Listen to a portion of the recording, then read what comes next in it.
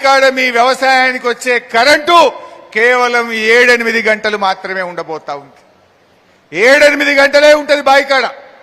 అంటే రేవంత్ రెడ్డి నాడు కేసీఆర్ ఇచ్చిన 24 గంటల ఉచిత కరెంటుకు ఈ రైతు డిస్కాంతో ఉరివేయబోతా ఉన్నాడు. రేపు రైతులకు కరెంటు రాదు, రేపు 7-8 గంటల కరెంటే వస్తుంది. అరే రేవంత్ రెడ్డి, నువ్వు రైతు బిడ్డ అంటావు.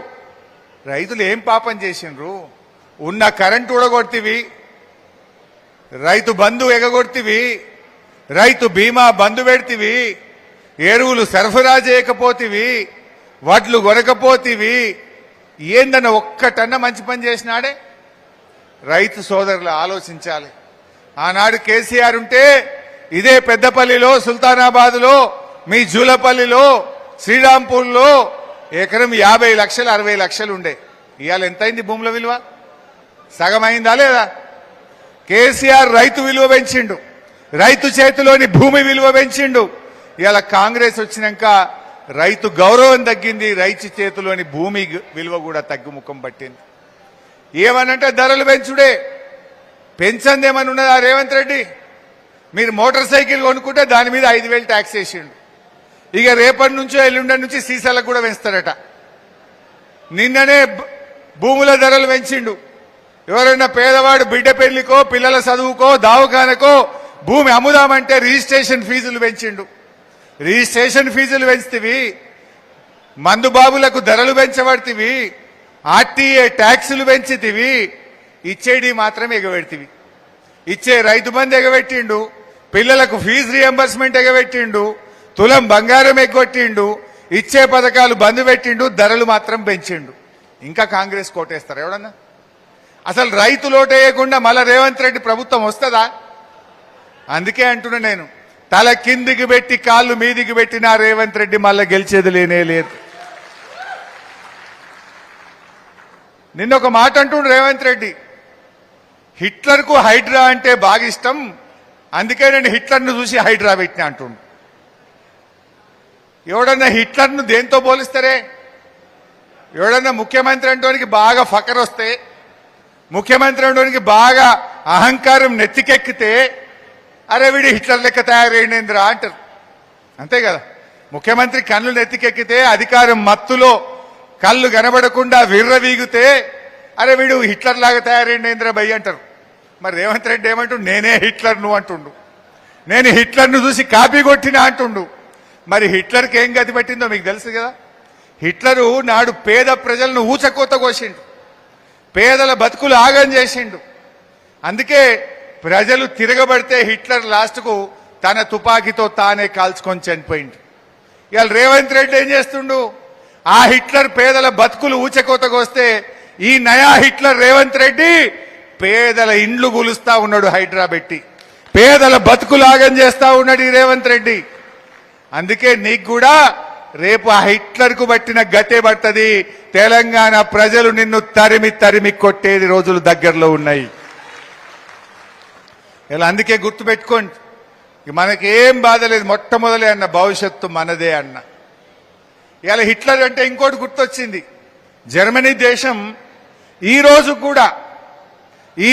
కూడా జర్మనీ దేశం ప్రజలకు క్షమాపణ చెప్తుంది. హిట్లర్ చేసిన దురాగతాలకు, హిట్లర్ యొక్క తప్పులకు ఈ రోజు కూడా జర్మనీ ప్రపంచానికి క్షమాపణ చెప్తూనే ఉంటుంది. రేపు ఈ రేవంత్ రెడ్డి పాపాలకు, రేవంత్ రెడ్డి అవినీతి వల్ల రాబోయే రోజుల్లో కాంగ్రెస్ పార్టీ కూడా ఈ జాతికి, రాష్ట్ర ప్రజలకు క్షమాపణ చెప్తూనే ఉండాల్సి ఉంటుంది.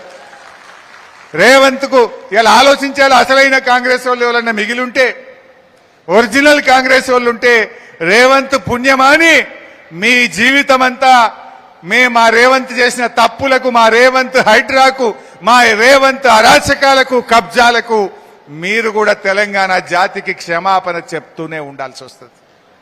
ఇవాళ రేపటి తప్పదలకి అయిపోయింది కాంగ్రెస్ పని.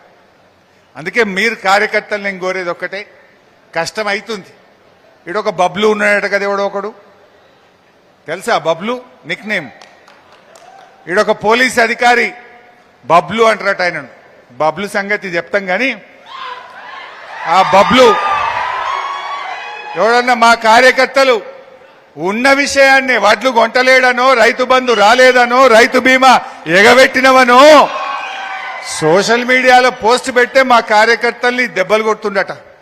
మొన్న మా తమ్ముడు మా శ్రీకాంత్ను 2వ తారీఖు నాడు కొట్టిండని తెలిసింది.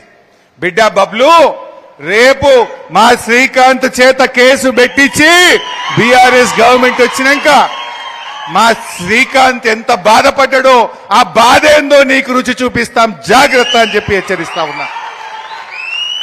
మర్యాదగా ఉంటే మర్యాద. మీరు కాపాడతాడా? మీ ఎమ్మెల్యే కాపాడతాడా ఈ రేవంత్ రెడ్డి నిన్ను? రేపు రేవంత్ రెడ్డి ఉంటాడా? ఆలోచించుకోవాలి. అరే కింద పోలీస్ కానిస్టేబుల్లే మళ్ళా కేసీఆర్ రావాలంటారు. ఇలా నువ్వు ఏ కానిస్టేబుల్ అయినా పక్కకు తీసుకుపోయి అడుగు. వాళ్ళ టీఏలు బంద్ అయిపోయినాయి, వాళ్ళ సరెండర్ లీవ్ బంద్ అయిపోయింది. కేసీఆర్ ఉండగా నేను ఆనాడు ఫైనాన్స్ మినిస్టర్గా 3 నెలలకు ఒక సరెండర్ లీవ్ ఇచ్చిన, బరాబర్ టీఏ పైసలు ఇచ్చిన. ఇవాళ రేవంత్ రెడ్డి వచ్చినాక పోలీసు వాళ్ళకి సరెండర్ లీవ్ లేదు, టీఏ బిల్లులు లేవు, స్టేషన్ అలవెన్స్ లేదు, అంత ఆగమైపోయింది. నిన్న ఇవాళ ఆయన ఆరోగ్య భద్రత కూడా బంద్ అయిపోయింది. ఆ ఆరోగ్య భద్రత బంద్ అయింది. మళ్ళీ ఇప్పుడు ఆరోగ్య బీమా అని 1.5% జీతంలో కోత పెట్టిండ్రు. రేపు మీరు ఏమి డౌట్ పెట్టుకోకుండ్రి, కానిస్టేబుల్ల ఓట్లు పోలీసు వాళ్ళ ఓట్లు అన్ని కూడా బీఆర్ఎస్కి పడతాయి, రైతుల ఓట్లు మనకే పడతాయి, విద్యార్థుల ఓట్లు మనకే పడతాయి. అందువల్ల కొద్దిగా ధైర్యంగా ఉండండి. తప్పకుండా భవిష్యత్తు మనదే. ఎవరు ఏం చేసినా కాంగ్రెస్ వాళ్ళకే మనకంటే మంచిగా అర్థమైంది.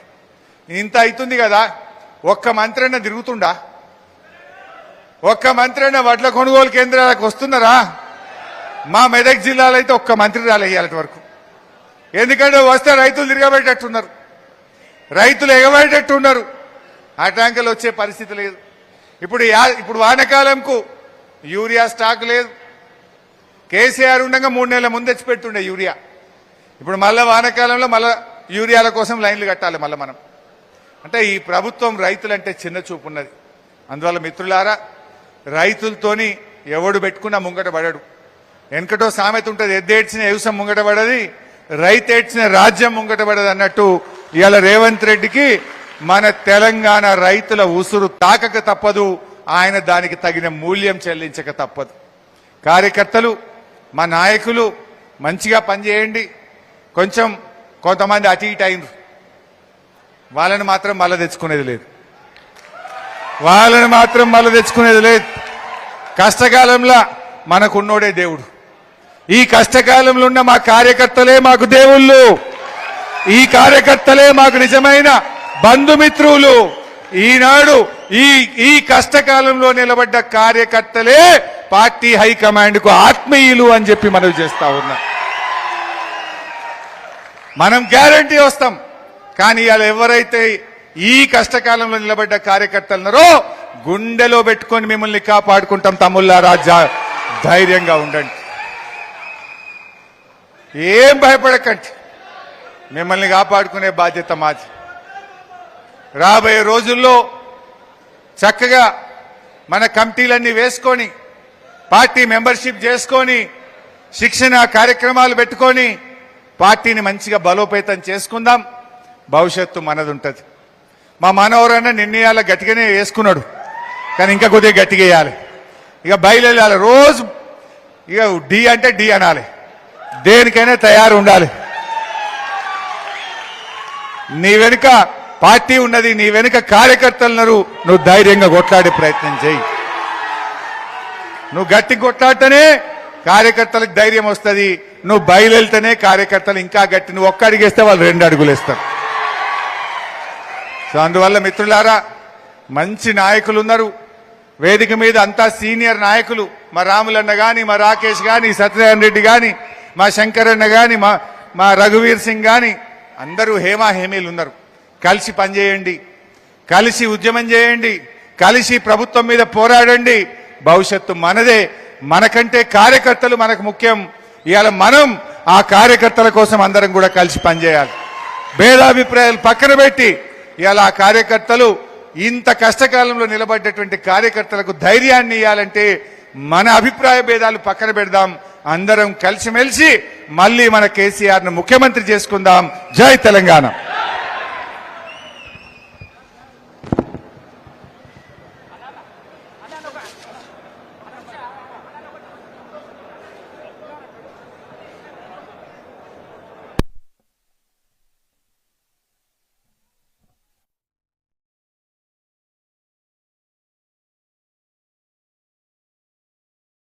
Lose control. Baseline melodies got me in a chokehold. Take these, get this, sip some. Lose control. Baseline melodies got me in a chokehold. All day. Lose control. हाँ, तो रहने वाले कहाँ के? पिताजी का नाम? राशन कार्ड तो होगा ही। डोमिसाइल, मार्कशीट, पासिंग सर्टिफिकेट, जन्म पत्रिका, कुछ तो होगा। केवाईसी कैसे करें अब? इस चिकन का केवाईसी करना मुश्किल है, इसलिए Abis pro chicken, India's first 100% traceable chicken. Try Abis pro today. 33 జిల్లాలున్న తెలంగాణ పబ్లిక్ అందరికీ రాష్ట్ర పుట్టినరోజు పండుగ శుభాకాంక్షలు.